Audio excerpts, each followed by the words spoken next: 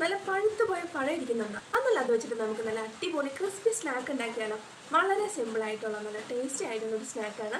അപ്പോൾ നമുക്കത് എങ്ങനെയാണ് ചെയ്യാൻ നോക്കാം. വീഡിയോ മുഴുവനായിട്ട് കണ്ടിട്ട് നിങ്ങൾക്ക് ഇഷ്ടപ്പെടുവാണെങ്കിൽ ഒന്ന് ലൈക്ക് ചെയ്യുക, സബ്സ്ക്രൈബ് ചെയ്യുക. അപ്പോൾ നമുക്ക് നേരെ വീഡിയോയിലേക്ക്. ഇതിനു വേണ്ടി നമുക്ക് അത്യാവശ്യം നല്ല പഴുത്ത ഏത് പഴമാണെങ്കിലും നമുക്ക് ഉപയോഗിക്കാം. അപ്പോൾ എൻ്റെ കയ്യിലിപ്പോൾ നല്ല പഴുത്ത ഞാലിപ്പൂവൻ പഴമാണ് ഉള്ളത്.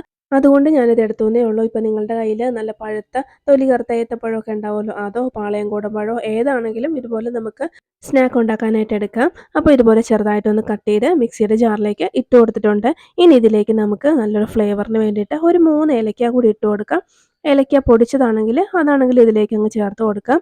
ഇനി ഇതിലേക്ക് മധുരത്തിന് ആവശ്യമായ പഞ്ചസാര ചേർത്ത് കൊടുക്കാം. ഞാനൊരു 3 ടേബിൾ സ്പൂൺ നിറയെ ചേർത്ത് കൊടുക്കുന്നുണ്ട്.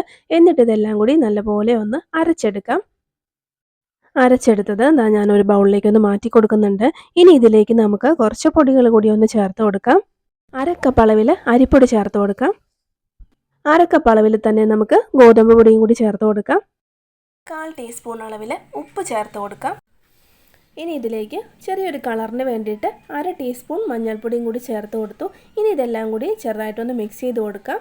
പഴത്തിൻ്റെ വെള്ളം കൊണ്ട് തന്നെ പൊടി നന്നായിട്ടൊന്ന് നനഞ്ഞിട്ടുണ്ട്. ഇനി ഇതിലേക്ക് നമുക്ക് കുറച്ചായിട്ട് വെള്ളം ഒഴിച്ച് നല്ലപോലെ ഒന്ന് മിക്സ് ചെയ്തെടുക്കാം. മിക്സ് ചെയ്യുമ്പോൾ ഒത്തിരി അങ്ങ് ലൂസായി പോകാതിരിക്കാൻ പ്രത്യേകം ശ്രദ്ധിക്കണം. ഈ ഒരു പരുവത്തിലെടുത്താൽ മതി.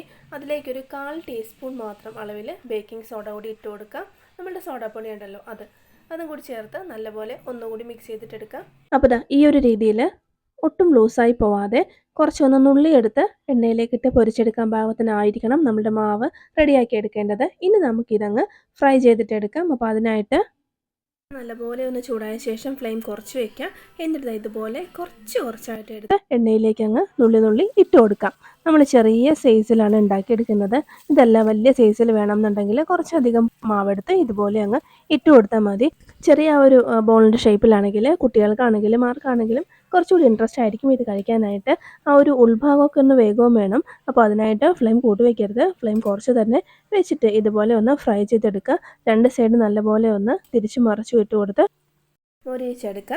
നല്ലൊരു ഗോൾഡൻ ഷെയ്ഡിലേക്ക് വന്നു കഴിഞ്ഞാൽ പിന്നെ നമുക്കിത് എണ്ണയിൽ നിന്നങ്ങ് കോരി മാറ്റാം. പിന്നെ കൈ വെച്ചിട്ട് മാവ് കോരിയെടുത്ത് എണ്ണയിലേക്ക് ഇടാൻ ബുദ്ധിമുട്ടുണ്ടെങ്കിൽ ഇതുപോലെ ചെറിയ സ്പൂൺ വെച്ചിട്ട് കുറച്ചായിട്ട് മാവെടുത്ത് എണ്ണയിലേക്ക് ഇട്ട് കൊടുത്ത് നന്നായിട്ടൊന്ന് ഫ്രൈ ചെയ്തെടുത്താലും മതി. ഉണ്ടാക്കുന്ന ടൈമിൽ തന്നെ ഇതിൻ്റെ ആ ഒരു സ്മെല്ലും ആ ഒരു ക്രിസ്പിനെസ്സും ഒക്കെ കൊണ്ട് തന്നെ നമ്മൾ കഴിച്ചു പോകും. അത്രയ്ക്ക് നല്ല ടേസ്റ്റുള്ള ഒരു സിമ്പിൾ നാടൻ പലഹാരമാണ്.